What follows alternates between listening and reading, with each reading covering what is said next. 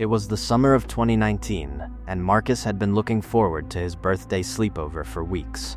He lived in a large, older house on Chestnut Hill Road in Naperville, Illinois.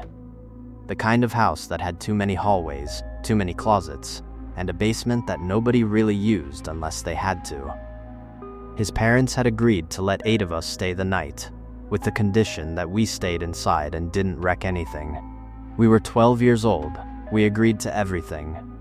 By 10 o'clock, the parents had retreated to the master bedroom upstairs and left us the rest of the house.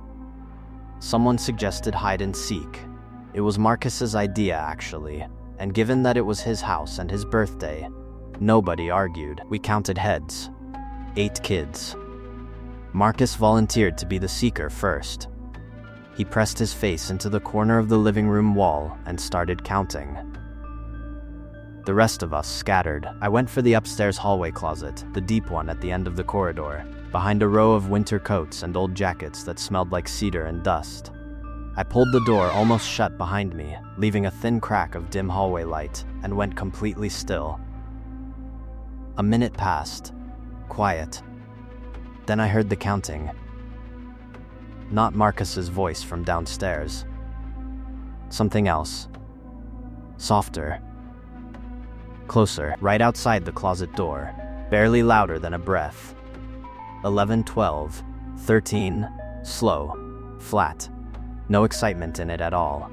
I pressed further back into the coats and held my breath. I could still hear Marcus's original count echoing faintly from the ground floor. He was still going, still downstairs. So whoever was counting outside this door was someone else entirely. The counting stopped at 17. Footsteps moved away down the hallway, light, unhurried.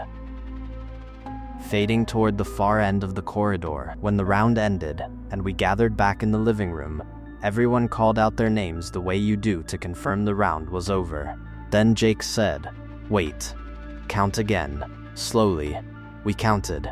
8 kids standing in that living room, but Jake and 2 others had each counted 9 players during the round, independently, in different parts of the house. We laughed. We blamed the darkness, the confusion of moving through an unfamiliar space. Marcus said one of us must have miscounted. We shook it off and started another round.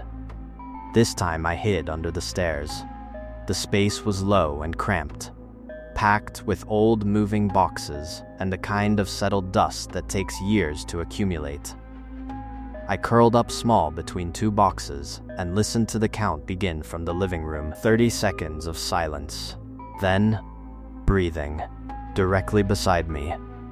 Slow and deep and steady, like someone who had been crouching in that small dark space for a very long time and had grown completely comfortable in it, close enough that I should have felt body heat. I turned my phone flashlight on. Empty space. Dust. Boxes. The breathing faded slowly, like it was walking away through solid wood. I was out from under those stairs before the seeker reached 20.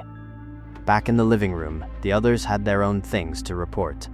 Sarah had seen a shadow cross a doorway in a hallway where nobody was hiding. Ryan had heard a giggle from the basement while everyone was accounted for on the upper floors. Derek had felt someone standing behind him in a room he was certain was empty. Then Marcus found the door. In the back hallway, a stretch of wall we had walked past a dozen times that night, he noticed a seam in the wood paneling. A thin line that didn't belong. He ran his fingers along it and found a hinge, painted over so many times it had nearly vanished into the surface. And at the other end, a small brass latch. He opened it. Behind the panel was a crawl space, low ceiling, dirt floor, roughly the size of a walk-in closet. The wood framing had gone gray and soft at the edges from years of moisture. Old enough that the air inside felt different, heavier, staler, like it hadn't moved in a very long time. Along the far wall, arranged in a careful, deliberate line, were toys. A worn stuffed rabbit missing one eye. A wooden toy car with a broken wheel. A rusted spinning top.